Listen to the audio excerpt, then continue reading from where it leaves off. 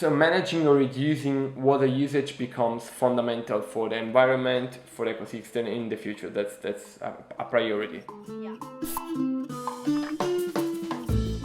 Hi, and welcome back to Coffee in a Beanshell, the tiny and very acid video podcast about coffee. Today we're going to talk about sustainability. Sustainability is one of the most abused words in this period. It's very complex understanding what kind of practices makes our product sustainable. So what's a sustainable coffee? This is episode 16, what we know about sustainability in coffee production. So there are a few practices that we can consider sustainable in the coffee production. This is the first one. The first practice is related to process, because to process 1 kilo of washed coffee we need up to 40 to 60 liters of water, and this is obviously too much. But besides this, too often there is not a system to recollect and to filter the wastewater. So managing or reducing water usage becomes fundamental for the environment, for the ecosystem in the future. That's a priority.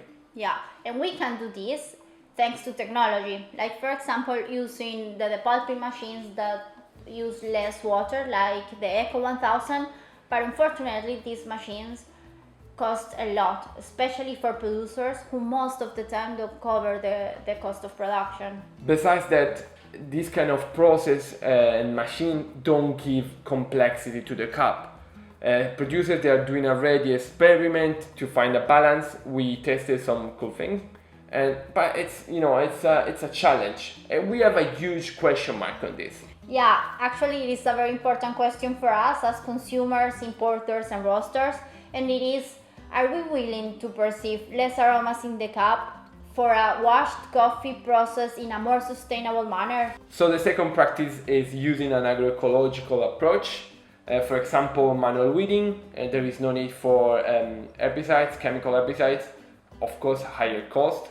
Or for example, producers can obtain natural fertilizers from vermiculture. It's a very cool practice, or organic compost, or in general having polyculture in the field. It's very important for the ecosystem, but also for the internal production. So what we are going to eat in the farm, this is very important for the sustainability of the farm and the final product. And the third practice is using the organic waste from the production, such as for example the parchment, which can be used as a combustible for the farm or for the industrial dryers.